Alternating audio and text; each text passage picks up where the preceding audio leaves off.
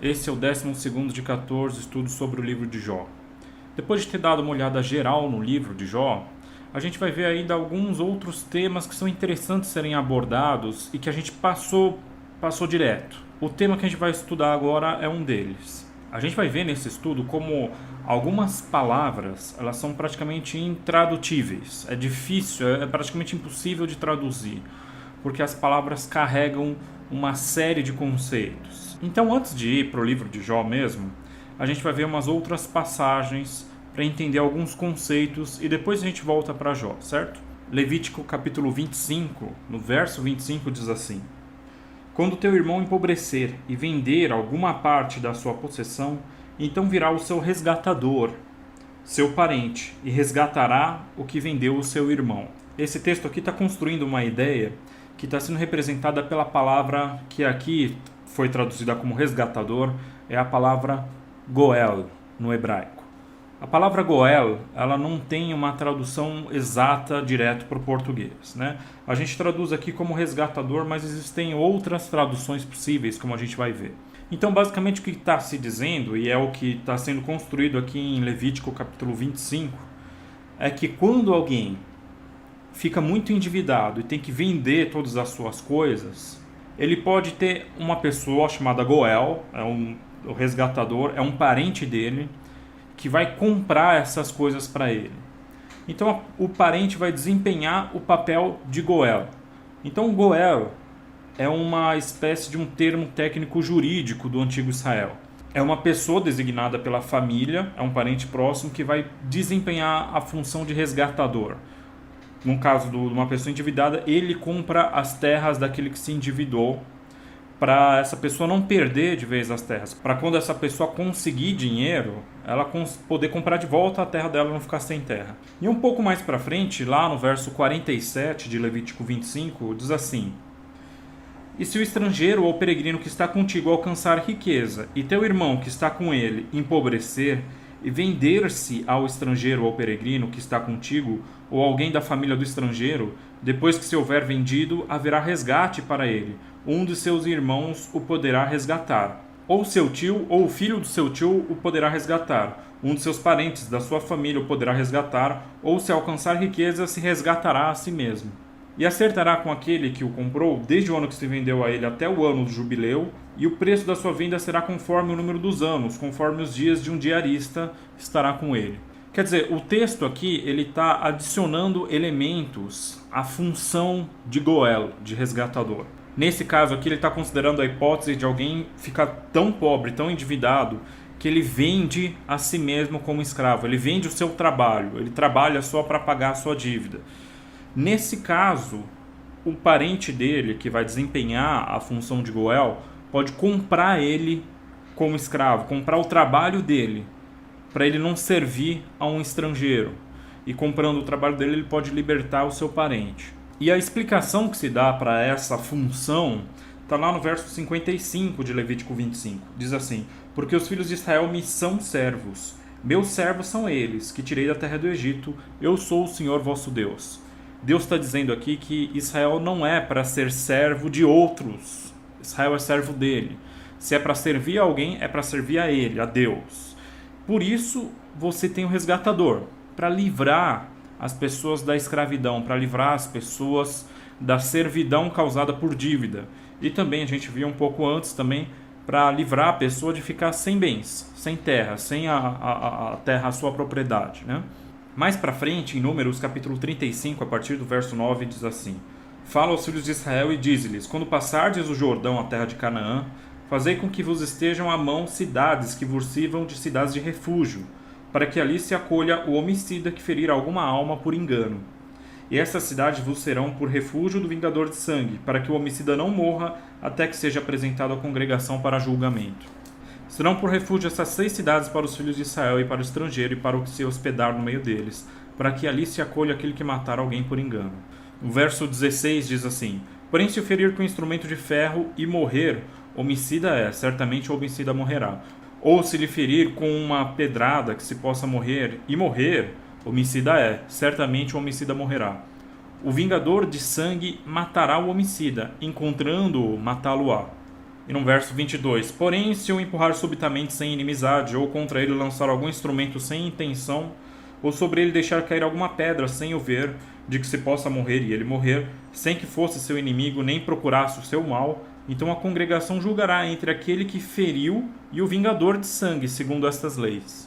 E a congregação livrará o homicida da mão do vingador de sangue, e a congregação o fará voltar à cidade do seu refúgio, onde se tinha acolhido, e ali ficará até a morte do sumo sacerdote, a quem ungiram com óleo santo. E continuando, verso 26, porém, se de alguma maneira o homicida sair dos limites da cidade de refúgio, onde se tinha acolhido, e o vingador de sangue o achar fora dos limites do seu refúgio, e o matar, não será culpado por sangue. Pois o homicida deverá ficar na cidade de seu refúgio até a morte do sumo sacerdote, mas depois da morte do sumo sacerdote, o homicida voltará à terra de sua possessão. Essas coisas vos serão por estatuto de direito, etc. e tal. O que esse texto está descrevendo é a seguinte situação. Se alguém matar uma outra pessoa com intenção, que a gente chama de homicídio doloso, essa pessoa ela deve ser morta. Quem vai cumprir esse papel vai ser um parente daquele que foi morto, que aqui no texto é chamado de o vingador de sangue, mas que no texto hebraico original você tem a palavra goel. É o mesmo termo lá para o resgatador, né? O vingador de sangue e o resgatador são exatamente a mesma palavra no original. Então a função do goel aqui é vingar o sangue de um parente que foi morto de forma injusta, foi morto por alguém. Mas se o assassinato for sem intenção, um homicídio culposo, então existem cidades em que esse homicida pode ficar lá. E dentro dessas cidades o vingador de sangue não pode ferir, não pode vingar o sangue daquele que foi morto, né? A ideia aqui, mais do que vingança pessoal, é uma maneira de se fazer a justiça dentro da concepção do Antigo Oriente Médio, né? Então o vingador de sangue é aquele que cumpria a sentença de morte, que era definida legalmente. Ele não simplesmente se vingava porque ele estava com raiva. Essa era uma função atribuída a ele. Ele poderia matar o homicida, mesmo se for sem intenção, se esse homicida estivesse fora das cidades de refúgio. Se você mata alguém por engano, isso continua sendo um crime grave. Então você tem que se mudar, você tem que ir para um outro ambiente, para uma dessas cidades de refúgio, e ficar lá até a morte do sumo sacerdote. Portanto, a gente tem, nesse conceito do resgatador, do vingador de sangue, do goel, a gente tem a função daquele que resgata as propriedades, a gente tem a função daquele que resgata da escravidão, e a gente tem a função daquele que vinga no lugar do morto, né? Aquele que foi morto, ele não pode se vingar, então o que faz justiça por ele é o seu goel, é o parente próximo que é apontado como um goel, um vingador de sangue. E no final do livro de Números também, a razão que se dá para esse vingador de sangue, lá nos versos 33 e 34, é a seguinte: assim não profanareis a terra em que estais, porque o sangue faz profanar a terra, nenhuma expiação se fará pela terra por causa do sangue que nela se derramar, senão com o sangue daquele que o derramou. Não contaminareis, pois, a terra na qual habitais, no meio da qual eu habito, pois eu, o Senhor, habito no meio dos filhos de Israel. Alguns pecados no antigo Israel eram punidos com morte, porque eles eram considerados pecados contra a santidade de Deus. Então, alguns pecados sexuais, alguns pecados de idolatria e, no caso aqui, o homicídio. O homicídio é considerado um pecado contra a santidade de Deus. Lá em Gênesis, ele fala que o motivo disso é porque o homem é criado à imagem de Deus. Quando você mata alguém, você está ofendendo, é um crime, é um pecado contra a santidade de Deus. Portanto, para expiar a terra, para a terra não ficar contaminada com esses pecados, existe essa função do vingador de sangue. O vingador de sangue, então, ele age no lugar de Deus, ele age para fazer uma justiça divina, no lugar também daquele que foi injustiçado, aquele que não pode fazer por si mesmo aquilo que ele precisa, ele não pode resgatar suas propriedades, ele não pode resgatar a si mesmo, que está na condição de escravo, e ele foi morto, nesse caso, então ele não pode fazer a justiça, digamos assim, e vingar o seu sangue da mão do homicida, né? O livro de Ruth, por exemplo, ele é todo baseado no conceito de goel. Boaz é o goel, é o resgatador do marido de Ruth que tinha morrido. Por isso que ele pode pegar as propriedades Na verdade, lá no livro ainda fala que existe um outro parente mais próximo que cumpriria a função de Goel, mas Boaz adquiria esse direito. O livro de Ruth ainda adiciona mais um elemento ao Goel, ao resgatador, que é o elemento de você casar com a viúva para você poder não deixar ela desamparada e produzir descendência através dela, né? Então esse é o papel do Goel, o resgatador. Fique com isso em mente. Agora vamos lá para Jó, capítulo 19. Aqui a gente volta de novo para aqueles ciclos de discurso entre Jó e seus amigos. Jó aqui está respondendo a Bildade, que falou no capítulo 18. E no capítulo 19, Jó começa a falar o seguinte, a partir do verso 19. Todos os meus íntimos têm minha aversão, os meus amigos voltaram-se contra mim. Meus ossos estão colados à minha pele e à minha carne. Ah, se eu pudesse me livrar deles com a pele de meus dentes. Piedade, piedade de mim, amigos meus, pois me feriu a mão de Deus. Por que me perseguis como Deus e sois insaciáveis de minha carne? Oxalá minhas palavras fossem escritas e fossem gravadas numa inscrição, com cinzel de ferro e chumbo, fossem esculpidas na rocha para sempre. Basicamente, voltando àquilo que a gente já viu, né? Jó está reclamando da situação dele, está falando que todos os seus amigos, todos aqueles que eram íntimos a ele, estão contra ele, inclusive o próprio Deus. E ele termina fazendo esse apelo. Quem me dera, oxalá, minhas palavras fossem escritas, né, fossem esculpidas na rocha para sempre. Que palavras são essas? E aí, a gente vê a partir do verso 25, a seguinte passagem que é bastante conhecida. Eu sei que o meu defensor, o meu redentor, está vivo, e que no fim se levantará sobre o pó. Quando tiverem arrancado esta minha pele, fora de minha carne, eu verei a Deus. Aquele que eu vir será para mim, aquele que os meus olhos contemplarem não será um estranho. Dentro de mim consomem-se os meus rins. Então, as palavras que Jó gostaria que fossem marcadas para sempre são essas palavras. Eu sei que o meu Redentor vive, que o meu defensor está vivo. Qual palavra você acha que é usada no texto original aqui para essa que foi traduzido como o meu Redentor, o meu defensor? Você deve estar entendendo agora porque eu fiz toda aquela introdução antes, né? A palavra aqui é Goel. Quando Jó fala sobre Deus nesse capítulo, ele diz: eu sei que o meu Goel está vivo.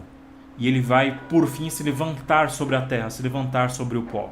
Notem como é impossível de traduzir essa palavra, porque quando Jó fala que é o Goel dele, Jó está se referindo a todas aquelas ações que eram atribuídas ao Goel. Eu sei que o meu resgatador de propriedades está vivo. Eu sei que o meu resgatador de liberdade, o que me livra da escravidão, está vivo. Eu sei que o meu vingador de sangue está vivo, o meu redentor, aquele que me redime, aquele que me leva de volta à minha condição original.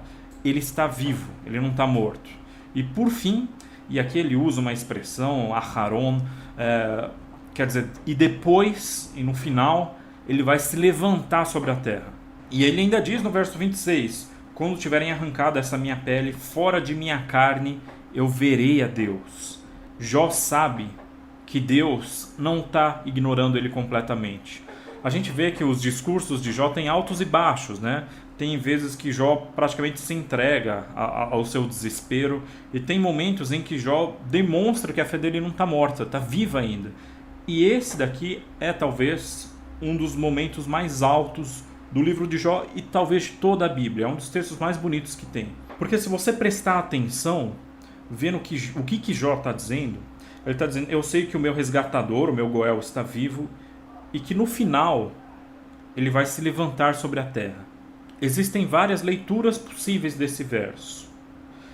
Quando ele fala que no final ele vai se levantar sobre a terra, será que Jó está se referindo ao final dos tempos? Quando Deus vai trazer juízo à terra de uma vez só?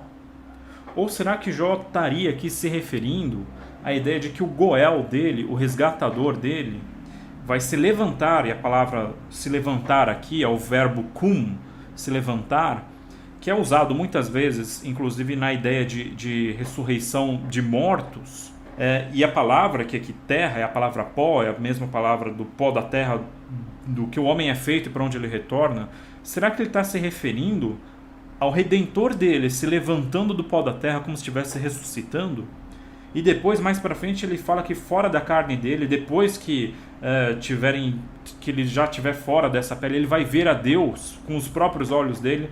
Será que Jó estaria se referindo também à sua própria ressurreição? Eu duvido que Jó tenha entendido a profundidade das palavras que ele mesmo falou. Eu duvido que ele tenha compreendido plenamente o alcance dessas palavras. Jó foi inspirado aqui em um ponto em que ele falou inspirado por Deus, sem ter noção de quão profundas são as palavras que ele mesmo falou. Nesse momento de desespero, Jó prevê talvez a ressurreição de Cristo, ele prevê talvez o dia do juízo de Deus, e ele prevê a sua própria ressurreição no final dos tempos. Jó espera, Jó sabe que o Redentor dele não morreu, o Redentor dele ainda está vivo. Em algum momento esse Redentor, esse Goel, vai cumprir, vai fazer o resgate, vai fazer a sua função de resgatador. Portanto, esses versos aqui de Jó capítulo 19 trazem duas ideias interessantes. Primeiro, olha como é difícil traduzir um texto.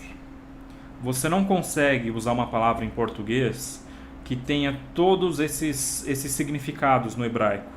Uma palavra só que dê a ideia de alguém que é um parente próximo, que resgata a propriedade, que resgata da escravidão, que vinga a morte, etc. e tal. Você não tem uma palavra em português para traduzir a palavra Goel.